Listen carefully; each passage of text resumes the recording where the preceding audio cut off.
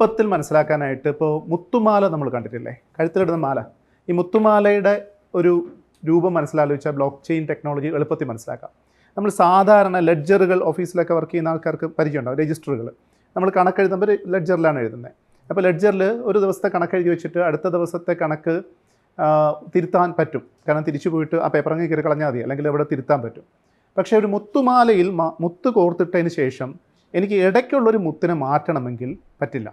കാരണം എന്ന് വെച്ച് കഴിഞ്ഞാൽ അതിന് മുമ്പുള്ള എല്ലാ മുത്തുകളും എടുത്ത് കളഞ്ഞാൽ മാത്രമേ ഇടയ്ക്കുന്നൊരു മുത്തെടുക്കാൻ പറ്റൂ. ഇതിന് മാത്രം എടുത്തു കഴിഞ്ഞാൽ മാല മുഴുവൻ പൊട്ടിപ്പോവും. അപ്പോൾ ഇതുപോലെ പരസ്പരം കണക്റ്റഡ് ആയിരിക്കുന്ന ലെഡ്ജറുകളുടെ ഒരു കണക്ഷൻ ഒരു മാല എന്ന് പറയുന്ന ഒരു ആശയമാണ് ബ്ലോക്ക് ചെയിൻ സാങ്കേതികവിദ്യ. ഇത് ഏറ്റവും ലളിതമായിട്ട് പറയുന്നതാണ്. ഇതൊക്കെ ആരെങ്കിലും സാങ്കേതികവിദ്യ പഠിക്കുന്ന ആൾക്കാരെ കേൾക്കണമെങ്കിൽ എന്നെ തെറി വിളിക്കും. എനിക്ക് തോന്നുന്നു 2 ദിവസം മുമ്പ് ഞാൻ യൂട്യൂബിനകത്തൊരു വീഡിയോ ഇട്ടിട്ടുണ്ടായിരുന്നു. അതിൻ്റെ താഴെ വന്നിട്ട് LKG കുട്ടികൾക്ക് പഠിപ്പിച്ചു കൊടുക്കുന്ന പോലെ ഉണ്ടെന്നൊക്കെ പറഞ്ഞിരുന്നു. അപ്പോൾ അങ്ങനത്തെ ഒരു ലളിതവൽക്കരണം ഇതിനകത്തുണ്ട്. ഇതിൻ്റെ ഗുണം എന്ന് പറയുന്നത്, ഇപ്പോൾ മാഷിൻ്റെ നാട്ടിൽ ഒരു നെല്ലുണ്ടാക്കി. ആ നെല്ല് ഉണ്ടാക്കുന്ന സമയം മുതൽ അതിൻ്റെ എന്തൊക്കെ കൃഷി എന്തൊക്കെ തരത്തിലുള്ള ഇടപെടലുകൾ നടത്തി, എപ്പോൾ വളമിട്ടു, എപ്പോഴായിരുന്നു വെള്ളമൊഴിച്ചത്, അല്ലെങ്കിൽ എപ്പോഴും അതിന് കൃഷി വിളവെടുത്തു, അത് എങ്ങനെ പാക്ക് ചെയ്തു, ഏത് മില്ലിൽ കൊണ്ടുപോയിട്ട് അതിനെ അരിയാക്കി, ഇങ്ങനെയൊക്കെയുള്ള വിശദാംശങ്ങൾ നമ്മൾ ഈ ബ്ലോക്ക് ചെയിനകത്ത് ഓരോ മുത്തുകളായി കോർത്ത് വെച്ച് കഴിഞ്ഞാൽ പിന്നീട് അത് മാർക്കറ്റിലെത്തുമ്പോൾ ആ മാർക്കറ്റിൽ ഇപ്പോൾ ഞാനാണ് വാങ്ങിക്കാൻ പോകുന്നതെങ്കിൽ ഒരു ചെറിയ QR കോഡ് സ്കാൻ ചെയ്യുമ്പോൾ എനിക്ക് എവിടെ നിന്ന് തുടങ്ങിയ ഒരു പ്രോസസ്സ് എവിടെ എത്തി നിൽക്കുന്നു എന്നുള്ളത് പൂർണ്ണമായിട്ട് എനിക്ക് മനസ്സിലാക്കാൻ പറ്റും. ഈ പൂർണ്ണമായി എനിക്കൊരു ചരിത്രം മനസ്സിലാക്കുന്ന സംഭവത്തിന് റിജീഷ് പറഞ്ഞ ട്രേസബിലിറ്റി എന്ന് പറയുന്നത്. ഈ ട്രേസബിലിറ്റി ഉള്ള ഗുണം എന്താണ്? ഞാൻ കുറച്ച് നാൾ UAE ഒരു കമ്പനിയിൽ മീൻ കച്ചവടമായിരുന്നു. മീൻ കച്ചവടം എന്ന് വെച്ച് കഴിഞ്ഞാൽ മീൻ കച്ചവടത്തിൻ്റെ ഒരു സാങ്കേതിക വിദ്യയാണ് ഞാൻ പ്രൊവൈഡ് ചെയ്തത്. നോർവേയിൽ നിന്ന് ഈ സാൽമൺ മത്സ്യം കൊണ്ടുവന്ന് UAE വിൽക്കുന്ന ഒരു കമ്പനി. അപ്പോൾ അവർക്ക് ആവശ്യമായിട്ടുള്ള ടെക്നോളജി പ്രൊവൈഡ് ചെയ്യാണ് ചെയ്തത്. അവിടെ നിന്നപ്പോഴാണ് എനിക്കൊരു കാര്യം മനസ്സിലായത്. ഫ്രഷ് മീൻ എന്നും പറഞ്ഞ് നമുക്ക് കിട്ടുന്ന പല സാധനങ്ങളും ഫ്രഷ് മീൻ അല്ല. ഇത് വലിയ കപ്പലുകളിൽ വരുമ്പോൾ ഇത് ഫ്രോസൺ ആയിട്ട് കൊണ്ടുവരും, ഏതെങ്കിലും ഒരു പോർട്ടിൽ കൊണ്ടുവരും, അതിനെ ഒരു മാർക്കറ്റിൽ കൊണ്ടുപോകും, അവർ ഡിഫ്രോസ്റ്റ് ചെയ്യും, എന്നിട്ട് അതിനെടുത്ത് വിൽക്കാൻ വയ്ക്കും, കുറേയൊക്കെ പോവും, ബാക്കി വരുന്ന സാധനങ്ങൾ വീണ്ടും എടുത്ത് ഫ്രോസൺ ആക്കും, എന്നിട്ട് അടുത്ത സ്ഥലത്തോട്ട് കൊണ്ടുപോകും. ഇങ്ങനെ പലതവണ ഫ്രീസ് ചെയ്തും ഡിഫ്രോസ്റ്റ് ചെയ്തും ഒക്കെ കിട്ടുന്നൊരു സാധനം ഒരു ഘട്ടം കഴിയുമ്പോൾ നമ്മളിപ്പോൾ സൂപ്പർ മാർക്കറ്റിലൊക്കെ പോകുമ്പോൾ കാണാം, ഇവരെന്ത് ചെയ്യുമെന്ന് വെച്ചാൽ മുറിച്ച് വിൽക്കാൻ വയ്ക്കും.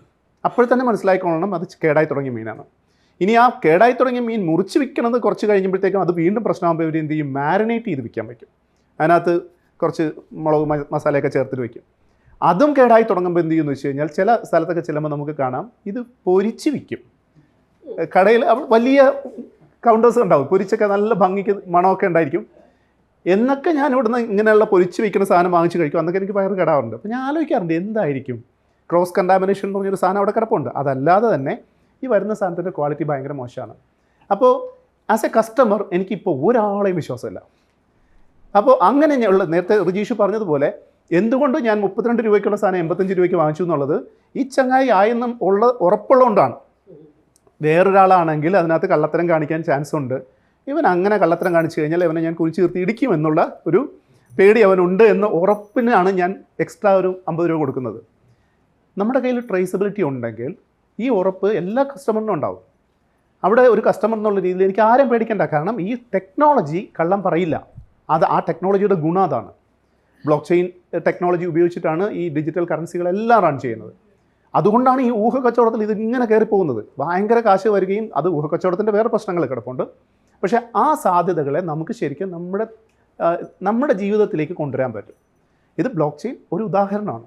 നേരത്തെ ഞാൻ പറഞ്ഞതുപോലെ 60-70 ടൈപ്പ് ഓഫ് ടെക്നോളജികൾ ആക്റ്റീവായിട്ട് പ്രവർത്തിക്കുന്നുണ്ട്. ഈ ആക്റ്റീവായി പ്രവർത്തിക്കുന്ന ഈ ടെക്നോളജികൾ നമ്മുടെ ജീവിതത്തിൽ ചെലുത്തുന്ന പോസിറ്റീവായ സ്വാധീനം ചെറുതൊന്നുമല്ല, ഭയങ്കര ഭീകരമായ സാധ്യതകളാണ്. അത് പറയുമ്പോൾ കൂടിയും പോസിറ്റീവായ സ്വാധീനത്തിനോടൊപ്പം തന്നെ പ്രശ്നങ്ങളുമുണ്ട്. ഇത് ഇത്രയും നേരം കേട്ട സന്തോഷമൊക്കെ ഞാൻ ഇടിച്ച് തകർത്ത് പണ്ടാറടക്കാൻ പോവുകയാണ്. അത്ര രസമുള്ള കാര്യങ്ങളൊന്നല്ല പറയാൻ പോണേ. പക്ഷെ അത് പറയുമ്പോഴും ശ്രദ്ധിക്കേണ്ട കാര്യം ഞാൻ വീണ്ടും പറയുന്നു. അവസാന വരി ഈ ഒരു ചിത്രത്തിലുണ്ട്. ഞാൻ ഈ പറയുന്ന കാര്യങ്ങൾ കേട്ട് അയ്യോ സാങ്കേതിക വിദ്യ മുഴുവൻ പ്രശ്നങ്ങളാണേ എന്ന് വിചാരിക്കരുത്. സാങ്കേതിക വിദ്യ, ഈ ഒരു ചിത്രം നമ്മൾ കണ്ടിട്ടുണ്ടല്ലോ, ഇതിന് യിൻ യാങ് എന്നാണ് പറയണേ, ഒരു ചൈനീസ് ഐഡിയയാണ്. അതിൻ്റെ അർത്ഥം എന്ന് വെച്ച് കഴിഞ്ഞാൽ ഒരുപോലെ തന്നെ സാധ്യതകളും അപകടങ്ങളും സാങ്കേതിക വിദ്യയിൽ ഒരുപോലെ ഈക്വലായി നിലനിൽക്കുന്നുണ്ട്. നമ്മൾ എത്രത്തോളം സാധ്യതകളെ പറ്റി പറയുന്നു അത്രത്തോളം അപകടങ്ങളുമുണ്ട്, അത്രത്തോളം സാധ്യതകൾ ഇപ്പുറത്ത് കിടക്കുന്നുണ്ട്. അപ്പോൾ ഇതിൽ ഏതാണ് കൂടുതൽ എന്ന് ചോദിച്ചു കഴിഞ്ഞാൽ രണ്ടും ഈക്വലാണെന്ന് തന്നെ പറയേണ്ടി വരും. ഇപ്പോൾ കുറച്ച് വർഷങ്ങൾക്ക് മുമ്പ് ഈ വലിയ കോവിഡൊക്കെ വരുന്ന സമയത്ത് നമ്മൾ സ്ഥിരം കേട്ടിരുന്നൊരു വാക്കുണ്ട്, ഭയം വേണ്ട ജാഗ്രത മതി. അത് കൃത്യമായി ഉപയോഗിക്കേണ്ട ഒരു ഇടമാണ് സാങ്കേതിക വിദ്യയുടെ ഉപയോഗം. അത് ഉപയോഗിക്കേണ്ട ചില സ്പെസിഫിക്കായ മേഖലകൾ കൂടി ഒന്ന് വിശദീകരിക്കാൻ ശ്രമിക്കാം, അധികം സമയമെടുക്കില്ല.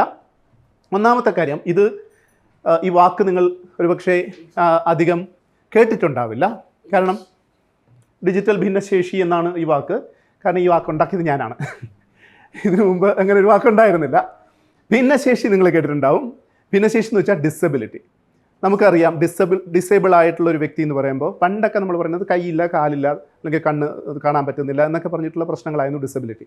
പക്ഷേ ഇന്ന് നമുക്കറിയാം ഒരാൾക്ക് കൈയില്ലാത്തതുകൊണ്ട് അയാൾ ഡിസേബിൾഡ് ആവില്ല, ഒരാൾക്ക് കാലില്ലാത്തതുകൊണ്ട് അയാൾ ഡിസേബിൾഡ് ആവില്ല. ഒരാൾ വീൽ ചെയറിലാണെന്നിരിക്കട്ടെ, അയാൾ ഡിസേബിൾഡ് ആണോ? ആണ്. എപ്പോഴാണ്? ആ വീൽ ചെയറിൽ ഇരിക്കുന്ന ആളിന് സഞ്ചരിക്കാനുള്ള സൗകര്യങ്ങൾ ചുറ്റുമില്ലെങ്കിൽ അയാൾ ഡിസേബിൾഡ് ആണ്. ഇപ്പോൾ തന്നെ ഒരു ഇംഗ്ലീഷ് നന്നായി സംസാരിക്കുന്ന ഒരു പ്രൊഫസർ, ഭയങ്കര ഗംഭീരമായിട്ടുള്ളൊരു ഇംഗ്ലീഷ് പ്രൊഫസർ, ഫ്രഞ്ച് മാത്രം അറിയുന്ന കുട്ടികളുള്ള ഒരു ക്ലാസ് മുറി ചെന്ന് പെട്ടാൽ അയാൾ അവിടെ ഡിസേബിൾഡ് ആണ്. അയാൾക്ക് ഫ്രഞ്ച് അറിയില്ല, ആ ക്ലാസ്സിലുള്ളവർക്ക് ഫ്രഞ്ച് മാത്രമേ അറിയൂ. അതുപോലെ സമൂഹം സഹായിച്ചില്ലെങ്കിൽ നമ്മളെല്ലാവരും ഡിസേബിൾഡ് ആയിട്ട് മാറും. അപ്പോൾ എന്താണ് ഡിജിറ്റൽ ഡിസബിലിറ്റി? ഡിജിറ്റൽ ഡിസബിലിറ്റി എന്ന് വെച്ച് കഴിഞ്ഞാൽ നമ്മുടെ സമൂഹത്തിൽ നേരത്തെ റിജീഷ് പറഞ്ഞതുപോലെ ഒട്ടനവധി സാങ്കേതിക സാധ്യതകളുണ്ട്, ഒരുപാട് പോസിറ്റീവായിട്ടുള്ള കാര്യങ്ങളുണ്ട്. പക്ഷേ നമ്മളെന്ന വ്യക്തികൾക്ക് ഇതുകൊണ്ട് ഒരു ഉപയോഗമില്ലാന്നിരിക്കട്ടെ, നമുക്ക് വല്ല കാര്യമുണ്ടോ ഇതുകൊണ്ട്? അൺഫോർച്ചുനേറ്റ്ലി ഉള്ള കുഴപ്പമെന്ന് വെച്ച് കഴിഞ്ഞാൽ നമ്മളിൽ ഒരു വലിയ ശതമാനം ആൾക്കാർക്ക് ഇത്തരത്തിലുള്ള അവസരങ്ങൾ കിട്ടുന്നില്ല. അത് തന്നെ ഏറ്റവും വലിയ കുഴപ്പമെന്ന് വെച്ച് കഴിഞ്ഞാൽ ചെറുപ്പക്കാരല്ലാത്ത മനുഷ്യന്മാർക്ക്, അതായത് കൃത്യമായി പറഞ്ഞാൽ ഒരു 30 വയസ്സിന് മുകളിലോട്ടുള്ള ആൾക്കാർക്ക് പുതിയ ടെക്നോളജികൾ മനസ്സിലാക്കാനും അതിൽ ഇടപെടാനും ഉള്ള പ്രശ്നങ്ങൾ വളരെ കൂടുതലാണ്. ഈ പ്രശ്നത്തിനെ അഡ്രസ്സ് ചെയ്തിട്ടില്ലെങ്കിൽ നമ്മൾ ഓരോരുത്തരും ഡിജിറ്റലി ഡിസേബിൾഡ് ആവും. ഡിജിറ്റലി ഡിസേബിൾഡ് ആയുള്ള കുഴപ്പം എന്താണ്? ഒരൊറ്റ എക്സാമ്പിൾ പറയാം, ഒരേ ഒരു എക്സാമ്പിൾ, ബാക്കിയുള്ളത് നിങ്ങൾക്ക് ഊഹിച്ചെടുക്കാൻ പറ്റും. കോവിഡ് വന്ന സമയത്ത് കോവിഡിന് വാക്സിൻ കണ്ടുപിടിച്ചു. രണ്ട് വാക്സിനാണ് ആദ്യം വന്നത്, കോവാക്സിനും കോവിഷീൽഡും. ഇത് നമ്മളിൽ പലരും എടുത്തിട്ടുള്ളവരാണ്, അല്ലെങ്കിൽ നമ്മൾ ഓൾമോസ്റ്റ് എല്ലാവരും എടുത്തിട്ടുണ്ടാവും. എങ്ങനെയാണ് എടുത്തതെന്ന് ഓർമ്മയുണ്ടോ? ഒരു സ്ലോട്ട് ഫിക്സ് ചെയ്യണം. അതെങ്ങനെ ചെയ്യണേ? മൊബൈൽ ഫോണിനകത്ത് ഒരു ആപ്പുണ്ട്, കോവിൻ എന്ന് പറഞ്ഞൊരു ആപ്പ്, അല്ലെങ്കിൽ ഒരു വെബ്സൈറ്റ് കയറിയിട്ട് അതിനകത്ത് രജിസ്റ്റർ ചെയ്താൽ നമുക്ക് സ്ലോട്ട് എടുക്കാം. നമ്മളത് ചെയ്തു. നിങ്ങളെല്ലാവരും ആ മൊബൈൽ ഫോൺ എടുത്ത് സ്വന്തമായിട്ടാണ് ചെയ്തത്? ആരാ ചെയ്തതെന്ന് നിങ്ങൾക്ക്? വീട്ടിലുള്ള എന്താണ് ചെറുപ്പക്കാരോ അല്ലെങ്കിൽ ചെറുമക്കളോ ആരെങ്കിലും ഒക്കെ ആയിരിക്കും ചെയ്തിട്ടുണ്ടാവുക. ഇതൊന്നും ഇല്ലാത്ത ആൾക്കാർക്ക് എന്ത് ചെയ്യും? തൊട്ടടുത്തുള്ള വല്ല പഞ്ചായത്തിലെ ആൾക്കാരോ ആശാ വർക്കേഴ്സോ അല്ലെങ്കിൽ ഏതെങ്കിലും രാഷ്ട്രീയ കക്ഷികളുടെ ആൾക്കാരോ വായനശാലക്കാരോ ഇതൊക്കെ ഹെൽപ്പ് ചെയ്തിട്ടുണ്ടാവും. ഞാൻ ഒരൊറ്റ ചോദ്യം ചോദിക്കട്ടെ. നമ്മുടെ തന്നെ കേരളത്തിൽ വളരെ വിദൂരമായ പ്രദേശങ്ങളിൽ ജീവിക്കുന്ന വയസ്സായ വലിയ സാങ്കേതിക വിദ്യയൊന്നും പരിചയമില്ലാത്ത മനുഷ്യന്മാരുണ്ടാവും. ഏതെങ്കിലും ഒരു മല മുകളിൽ താമസിക്കുന്ന ഒരു അപ്പൂപ്പനും അമ്മൂമ്മയും. ഈ അപ്പൂപ്പനും അമ്മൂമ്മയ്ക്കും ഈ കോവിഡ് വന്ന സമയത്ത് ആരായിരിക്കും ഈ ആപ്പ് വെച്ചിട്ട് രജിസ്റ്റർ ചെയ്ത് കൊടുത്തിട്ടുണ്ടാവുക? കൊടുത്തിട്ടുണ്ടാവില്ല. കാരണം അവർക്ക് ഇത് എന്തെങ്കിലും ആവശ്യത്തിന് വേണമെങ്കിൽ താഴോട്ട് ഇറങ്ങി വരണം. അത് നടക്കാൻ പറ്റാത്തതുകൊണ്ട്, കോവിഡും കൂടെ ആകുമ്പോൾ റെസ്ട്രിക്റ്റഡ് ആണ്, മൂവ് ചെയ്യാൻ പറ്റാത്തതുകൊണ്ട് അവർ ഇത് ചെയ്തിട്ടുണ്ടാവില്ല. അതിൻ്റെ ഒരു അപകടം എന്തായിരുന്നു? സ്വാഭാവികമായിട്ടും കോവിഡ് വരാൻ അവർക്ക് ചാൻസ് കൂടും. കുഴപ്പമെന്താ? കോവിഡ് വന്നാൽ എന്ത് സംഭവിക്കും? വാക്സിൻ എടുത്ത ആൾക്കാർക്ക് മാരകമാവില്ല, വാക്സിൻ എടുക്കാത്ത ആൾക്കാർക്ക് മാരകമാകാം, ഹോസ്പിറ്റലൈസ് ആകാം, ICUലാകാം, മരണം സംഭവിക്കാം. ഇന്ത്യയിൽ കോവിഡ് വാക്സിൻ എടുക്കാതെ കൊല്ലപ്പെട്ടവരുടെ കണക്ക് ഔദ്യോഗികമായി പ്രസിദ്ധീകരിച്ചിട്ടില്ല. ഔദ്യോഗികമായി പ്രസിദ്ധീകരിക്കാൻ ഇന്ത്യൻ സർക്കാരിന് ധൈര്യമില്ല. അതിനെപ്പറ്റി അനൗദ്യോഗികമായ ഒട്ടനവധി കണക്കുകളുണ്ട്. അത് ഞെട്ടിപ്പിക്കുന്ന കണക്കുകളാണ്. കേരളം എക്സെപ്ഷനാണ്. ബാക്കിയുള്ള ഇന്ത്യയിൽ ഏറ്റവും കൂടുതൽ ലോകത്ത് കോവിഡ് കാരണം ഫെറ്റാലിറ്റീസ് ഉണ്ടായിട്ടുള്ള ഒരു രാജ്യമാണ്. അതിൻ്റെ ഭൂരിഭാഗവും ഇത്തരത്തിൽ വാക്സിൻ കിട്ടാഞ്ഞതുകൊണ്ടാണ്.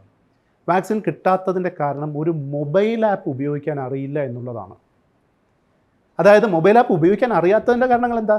ഒരുപക്ഷെ കയ്യിൽ ഫോൺ ഉണ്ടാവില്ല, അല്ലെങ്കിൽ ഉള്ള ഫോൺ സാധാരണ ബട്ടൺ ഫോൺ ആയിരിക്കും, അല്ലെങ്കിൽ ഇത് എടുത്തു കഴിഞ്ഞാൽ എന്ത് ചെയ്യണമെന്ന് അറിയില്ല, ഇൻ്റർനെറ്റ് ഉണ്ടാവില്ല, ചിലപ്പോൾ ടവർ കിട്ടുന്നുണ്ടാവില്ല, അല്ലെങ്കിൽ ഇൻ്റർനെറ്റ് എടുത്തിട്ട് ഇത് എങ്ങനെ ചെയ്യണമെന്നുള്ളത് നമ്മൾ നേരത്തെ ആപ്ലിക്കേഷൻ കണ്ടപ്പോൾ പലർക്കും അറിയില്ലത് എങ്ങനെ ചെയ്യണമെന്ന്. ഒരു ആപ്ലിക്കേഷൻ ഉപയോഗിക്കാൻ അറിയാത്തത് കൊണ്ട് മനുഷ്യന്മാർ മരിച്ചു പോകാം എന്നുള്ളതാണ് ഡിജിറ്റൽ ഭിന്നശേഷിയുടെ ഏറ്റവും ഭീകരമായ ഒരു റിയാലിറ്റി. നമുക്ക് ഇപ്പോൾ തന്നെ ഒന്ന് ആലോചിച്ച് നോക്കൂ. നിങ്ങളിപ്പോൾ ഇവിടെ വന്നിരിക്കുന്ന ആൾക്കാരെ വിളിച്ചു വരുത്തിയത് ഒരു പക്ഷേ വാട്സാപ്പിൽ ഒരു മെസ്സേജ് ഇട്ടിട്ടായിരിക്കും ഭൂരിഭാഗം ആൾക്കാർക്കും. വാട്സാപ്പ് ഇല്ലാത്ത ആൾക്കാർ എന്ത് ചെയ്തേ? ഇങ്ങനെ ഒരു ഗ്രൂപ്പിൽ വരാൻ പറ്റില്ല. ഒരു ഗെറ്റ് ടുഗദർ നടത്തണമെങ്കിൽ അവർക്ക് പറ്റില്ല. എൻ്റെ അച്ഛൻ കഴിഞ്ഞ വർഷമാണ് മരിച്ചു പോയത്. അച്ഛൻ മരിക്കുന്ന സമയം വരെ ഭയങ്കര ആക്റ്റീവായിരുന്നു. അച്ഛൻ കേരളം മുഴുവൻ ഓടി നടന്ന് ഇങ്ങനെ സംസാരിക്കുകയും ആക്റ്റീവായിട്ട് പ്രവർത്തിച്ചിരുന്ന ഒരാളാണ്. അപ്പോൾ അച്ഛൻ ഒരു അവസാനത്തെ 2 വർഷമായപ്പോൾ വയ്യാണ്ടായെന്ന് വെച്ച് കഴിഞ്ഞാൽ സിറോസിസ് ഒക്കെ വന്ന് കിടപ്പായി. ഓൾമോസ്റ്റ് വീട്ടിന് പുറത്തു പോകാൻ പറ്റാത്ത അവസ്ഥയാകുമ്പോൾ 100 കണക്കിന് വളരെ അടുത്ത സുഹൃത്തുക്കളുണ്ടായിരുന്ന അച്ഛൻ വെറും 3 സുഹൃത്തുക്കളിലേക്ക് ഒതുങ്ങി. 3 പേരെ അച്ഛന് സുഹൃത്തുക്കളായിട്ടുള്ളൂ. ആ 3 സുഹൃത്തുക്കൾ, ഒരാൾ കുറച്ച് ദൂരെ, ഒരു 20 കിലോമീറ്റർ ദൂരെ, ഒരാൾ ഒരു 50 കിലോമീറ്റർ ദൂരെ, ഒരാൾ മസ്കറ്റിൽ, ഇത്രയും ദൂരത്ത് നിൽക്കുകയാണ്. ഇവരെ എല്ലാ ദിവസവും അച്ഛന് കാണാൻ ഫോണില്ലെങ്കിൽ പറ്റില്ല. അച്ഛൻ ഫോൺ എടുക്കും എല്ലാ ദിവസവും വൈകുന്നേരം, അല്ലെങ്കിൽ രാവിലെ തന്നെ വീഡിയോ കോൾ വിളിക്കും, അല്ലാത്തപ്പോൾ വോയിസ് കോൾ വിളിക്കും. കുറച്ച് നേരം കഴിയുമ്പോൾ അച്ഛന് വെറുതെ ഇരിക്കണം തോന്നുന്ന സമയത്ത് മൊബൈൽ എടുത്ത് വെച്ചിട്ട് സാംബശിവൻ്റെ കഥാപ്രസംഗം കാണും, അല്ലെങ്കിൽ ഹോട്ട്സ്റ്റാർ എന്ന് പറഞ്ഞൊരു ആപ്ലിക്കേഷൻ ഉണ്ട്, അതിനകത്ത് കയറി സീരിയൽ കാണും, മലയാളം സീരിയൽ ഇരുന്ന് കാണും. അപ്പോൾ ഞാൻ ചെന്ന് കളിയാക്കും, വലിയ തത്വം പറഞ്ഞു നടന്ന മനുഷ്യൻ മലയാള സീരിയൽ കാണുന്നു എന്നൊക്കെ ചോദിക്കുമായിരുന്നു. പക്ഷേ അച്ഛനത് ഭയങ്കര രസമായിരുന്നു. ഒരു മനുഷ്യൻ അദ്ദേഹത്തിൻ്റെ അവസാനത്തെ 2 വർഷങ്ങൾ ക്വാളിറ്റി ഓഫ് ലൈഫ് കിട്ടാൻ കാരണമായി തീർന്നത് ഒരു ആപ്ലിക്കേഷനായിരുന്നു. ഡിജിറ്റൽ ലോകത്തേക്കുള്ളൊരു തുറസായിരുന്നു. അത് കിട്ടാതിരിക്കുന്ന മനുഷ്യന്മാർ ഒന്ന് ആലോചിച്ച് നോക്കൂ. അതിൻ്റെ പ്രശ്നം, നമ്മൾ ഓരോരുത്തരും ഓരോ സെക്കൻഡിലും ഡിജിറ്റലി ഡിസേബിൾഡ് ആയിക്കൊണ്ടിരിക്കുകയാണ്. നിങ്ങൾ മാത്രമല്ല, ഞാൻ ഉൾപ്പെടെ, ക്ലാസ്സുകൾ എടുക്കുന്ന ഞാൻ ഉൾപ്പെടെ ഞാൻ പറയാണ്, പുതിയ ആപ്ലിക്കേഷൻസ് എനിക്ക് അറിയില്ല, പുതിയ ലോകത്തിന് എനിക്ക് പരിചയമില്ല. ഈ പരിചയക്കേട് ഉണ്ടാക്കുന്ന കുറേയധികം പ്രശ്നങ്ങളുണ്ട്.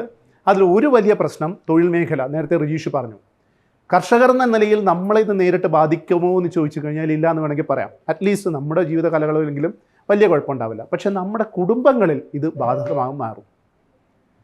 ഇപ്പോൾ ഒരു പ്രശ്നം, ആർട്ടിഫിഷ്യൽ ഇൻ്റലിജൻസിൻ്റെയും പുതിയ സാങ്കേതിക വിദ്യകളുടെയും വരവിൻ്റെ ഏറ്റവും വലിയൊരു കുഴപ്പമെന്ന് പറയുന്നത് തൊഴിലുകളിൽ നിന്ന് മനുഷ്യന്മാരെ യന്ത്രങ്ങൾ പിന്തള്ളുന്നു എന്നുള്ളതാണ്. ആ കണക്ക് നോക്കിയാൽ അറിയാം. 2018 മനുഷ്യന്മാർ തൊഴിലിൽ ഇടപെട്ടിരുന്നത് 71%, 29% തൊഴിലുകളായിരുന്നു യന്ത്രങ്ങളുടേത് ഉണ്ടായിരുന്നത്. അന്നത്തെ കണക്ക് പ്രകാരം 2022 58%, 42% മാറും. 2025 ആകുമ്പോൾ മനുഷ്യന്മാർ യന്ത്രങ്ങളുടെ പിറകിലാകും. 2025 അടുത്ത വർഷമാണ്, അല്ലെങ്കിൽ ഈ വരാൻ പോകുന്ന 2-3 മാസം, ആഴ്ചകൾക്കപ്പുറത്തെ കണക്കാണ് ഈ പറയുന്നത്. ചെറിയ വ്യത്യാസമുണ്ട്. ഇത് ഒരു പ്രഡിക്ഷനായിരുന്നു. ഇപ്പോൾ പറയുന്നത് 2025 ക്രോസ് ചെയ്യില്ല, 2027 ആകുമ്പോൾ മനുഷ്യന്മാരെക്കാളും കൂടുതൽ യന്ത്രങ്ങൾ ജോലികൾ ചെയ്യാൻ തുടങ്ങുന്നു എന്ന് പറയും. ഇതിൻ്റെ കുഴപ്പം എന്താണെന്നറിയോ? ഈ തൊഴിൽ ആർക്കാണ് നഷ്ടപ്പെടുന്നത്? ഏത് തൊഴിലാളി? ആ തൊഴിലാളിയുടെ ക്ലാസ് ഒരു വലിയ പ്രശ്നമാണ്. ഏറ്റവും കൂടുതൽ തൊഴിൽ നഷ്ടം ഉണ്ടാകുന്നത് ക്ലറിക്കൽ ജോലികൾ ചെയ്യുന്ന ആൾക്കാർക്കാണ്. കേരള സമൂഹത്തിൽ ക്ലറിക്കൽ ജോലികൾ ചെയ്യുന്നത് ആരാണ്? ഇടത്തരക്കാരാണ്. അതിനോടൊപ്പം ജോലി നഷ്ടപ്പെടുന്നതെന്ന് വെച്ച് കഴിഞ്ഞാൽ അസംഘടിത മേഖലയിലെ തൊഴിലാളികളാണ്. നമ്മൾ ഉൾപ്പെടെയുള്ള കർഷകർ ഉൾപ്പെടെയുള്ള ആൾക്കാർ അസംഘടിത മേഖലയിലുള്ള ആൾക്കാരാണ്. അതിനോടൊപ്പം നഷ്ടപ്പെട്ടു പോകുന്ന തൊഴിലുകൾ റിഡൻഡൻ്റ് ആയിട്ടുള്ള വർക്കുകൾ ചെയ്യുന്ന ആൾക്കാർ, അത് കൃത്യമായി റിപ്പീറ്റ് ചെയ്ത് വർക്കുകൾ ചെയ്യുന്ന ആൾക്കാരാണ്. ഇതൊക്കെ കഴിഞ്ഞിട്ടേ ഉള്ളൂ മുകളിൽ വലിയ ശമ്പളം വാങ്ങിക്കുന്ന വലിയ ചങ്ങാതിമാരുടെ തൊഴിൽ പോകുന്നത്. അപ്പോൾ നഷ്ടപ്പെട്ടു പോകുന്ന തൊഴിലിൻ്റെ അളവ് ഞെട്ടിപ്പിക്കുന്ന കണക്കാണ്. 2020 പറഞ്ഞ ഒരു കണക്ക് പ്രകാരം 2027-28 ആകുമ്പോൾ 70% തൊഴിലുകൾ മാറ്റപ്പെടുമെന്നാണ് പറഞ്ഞത്. നഷ്ടപ്പെടുക എന്ന് വെച്ചാൽ പൂർണ്ണമായി നഷ്ടപ്പെടുകയല്ല, മാറ്റപ്പെടും. കുറേയധികം 70% സഞ്ചിത തൊഴിലെന്ന് വെച്ച് കഴിഞ്ഞാൽ 100 പേര് ജോലി ചെയ്യുമ്പോൾ 70 പേരുടെ തൊഴിൽ എഫക്റ്റ് ചെയ്യും. അതിൽ കുറേയേറെ തൊഴിലുകൾ പൂർണ്ണമായി നഷ്ടപ്പെടും. അത് ഈ ക്ലറിക്കൽ ജോലി പോലുള്ള തൊഴിലുകൾ പൂർണ്ണമായി നഷ്ടപ്പെടും. കുറേയേറെ ജോലികൾ മാറ്റപ്പെടും, ട്രാൻസ്ഫോർമേഷൻ ഉണ്ടാവും. ഈ ട്രാൻസ്ഫോർമേഷൻ്റെ പ്രശ്നം എന്താ? ട്രാൻസ്ഫോർമേഷൻ, ഞാൻ ഇപ്പോൾ ചെയ്തുകൊണ്ടിരിക്കുന്ന ജോലി, ഞാൻ പഠിപ്പിക്കുന്ന ഒരു ജോലിയാണ് ചെയ്തുകൊണ്ടിരിക്കുന്നതെങ്കിൽ ആ ജോലി മാറുമ്പോൾ അതിനനുസരിച്ച് ഞാനും മാറേണ്ടി വരുമല്ലോ. എനിക്ക് മാറാനുള്ള പ്രശ്നം എന്താ? എനിക്കിപ്പോൾ 44 വയസ്സായി. ഈ പ്രായത്തിൽ എനിക്കൊരു പുതിയ സാങ്കേതിക വിദ്യ പഠിച്ചിട്ട് മാറണം എന്ന് പറയുന്നത് എളുപ്പമാണോ? അടുത്ത് പറയാണ്, നിങ്ങൾ ഇത്രയും നാളും നിങ്ങളുടെ ജീവിതകാലം മുഴുവൻ, ഇപ്പോൾ റിജീഷ് പറഞ്ഞ വലിയ നേട്ടങ്ങളൊക്കെ പറഞ്ഞു, നിങ്ങളടുത്ത് പറയാണ് നിങ്ങളുടെ കൃഷിയൊക്കെ നിർത്തിയിട്ട് ഇതുപോലെ റോബോട്ടിനെയോ അല്ലെങ്കിൽ താറാവിനെയൊക്കെ ഉപയോഗിച്ചുകൊണ്ട് നിങ്ങൾ കൃഷി എന്ന് പറഞ്ഞു കഴിഞ്ഞാൽ ആദ്യം തന്നെ ചോദിക്കും. ഇപ്പോൾ മാഷ് പറഞ്ഞ് എനിക്ക് ഭയങ്കര രസമായിട്ട് തോന്നി. ഞാൻ പണ്ടൊക്കെ കണക്കൊക്കെ എഴുതുമായിരുന്നു, പക്ഷേ എനിക്കതിൻ്റെ ആവശ്യമില്ല. അത് സ്വാഭാവികമാണ്, നോർമലി നമ്മുടെ റിയാക്ഷനാണ്. പക്ഷേ ഈ റിയാക്ഷൻ്റെ ഔട്ട്പുട്ട് എന്താ? നമുക്ക് പണി കിട്ടും, നമ്മൾ ഔട്ട്ഡേറ്റഡ് ആവും, നമ്മുടെ റെലവൻസ് ഇല്ലാണ്ടായിപ്പോവും. ഇതിനെ തിരുത്താൻ എന്താ ചെയ്യാൻ പറ്റുക? ഇൻഡിവിജ്വൽസിന് തിരുത്താൻ പറ്റില്ല, ഒരു ഗ്രൂപ്പിനെ തിരുത്താൻ പറ്റും. എനിക്ക് തോന്നുന്നത് ഒരു FPOയുടെ പ്രസക്തി അതാണ്. ഒരു ഫാമർ പ്രൊഡ്യൂസർ ഗ്രൂപ്പ് എന്നുള്ള രീതിയിൽ എല്ലാവരും മാറണ്ട. ഇപ്പോൾ മാഷിന് മാറാൻ ബുദ്ധിമുട്ടുണ്ട്, പക്ഷേ നമ്മൾ ആസ് എ ഹോൾ അദ്ദേഹത്തിനെ സപ്പോർട്ട് ചെയ്യാൻ നമുക്കൊരു സിസ്റ്റം ഉണ്ടെങ്കിൽ, പുള്ളിക്ക് ചെയ്യാൻ പറ്റാത്തത് ഞങ്ങൾ ചെയ്യും, പക്ഷേ എനിക്ക് ചെയ്യാൻ പറ്റാത്തത് വേറെ ആരോ എന്നെ സഹായിക്കാനുണ്ടാവും. ഈ ഒരു നെറ്റ്വർക്ക് ഓഫ് ഒരു എന്താ പറയുക പ്രൊഫഷണൽസിൻ്റെ ഒരു ഗ്രൂപ്പ് ഉണ്ടെങ്കിൽ അതുണ്ടാക്കാൻ പോകുന്ന മാറ്റങ്ങൾക്ക് മാത്രമേ ഇത്തരത്തിലുള്ള ചലഞ്ചുകളെ അഡ്രസ്സ് ചെയ്യാൻ പറ്റൂ. എങ്കിൽ കൂടിയും ഇതൊരു വലിയ ചലഞ്ചാണ്. നഷ്ടപ്പെടാൻ പോകുന്ന ജോലികളിൽ നേരത്തെ പറഞ്ഞതുപോലെ ഏറ്റവും വ്യാപകമായി നഷ്ടപ്പെടുന്നത് സാധാരണക്കാരുടെ ആണെങ്കിൽ കൂടിയും ഡോക്ടർമാരുടെ പണിയും പോവും, സോഫ്റ്റ്വെയർ എഞ്ചിനീയർമാരുടെ പണി പോവും, ഒരു സംശയം വേണ്ട. ഡ്രൈവർമാരുടെ പണി പോവും. സ്വയം ഓടുന്ന വാഹനങ്ങൾ നമ്മുടെ നാട്ടിൽ അധികം താമസിയാതെ വന്നു തുടങ്ങും.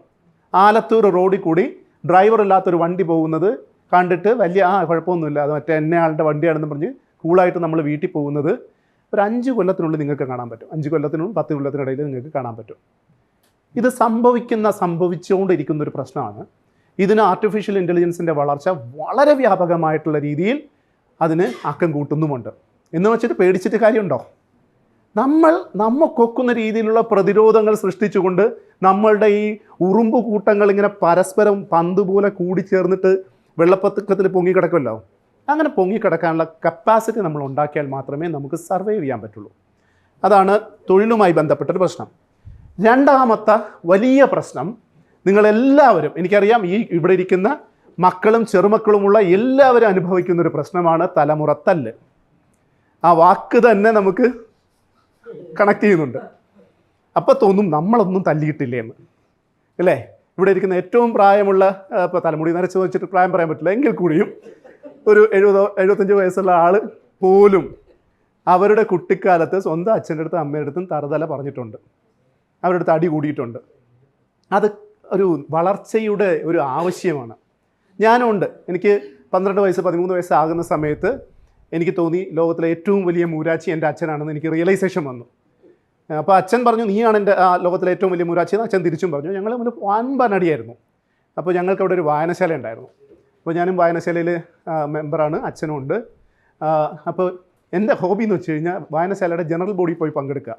അച്ഛനാണ് അവിടുത്തെ പ്രസിഡൻറ്റ്. എന്നിട്ട് ജനറൽ ബോഡി മെമ്പർ എന്നുള്ള രീതിയിൽ പിറകിൽ എഴുന്നേറ്റ് നിന്നിട്ട് പ്രസിഡൻറ്റിൻ്റെ ഏകാധിപത്യം അവസാനിപ്പിക്കുക എന്ന് ഇതായിരുന്നു എൻ്റെ പരിപാടി.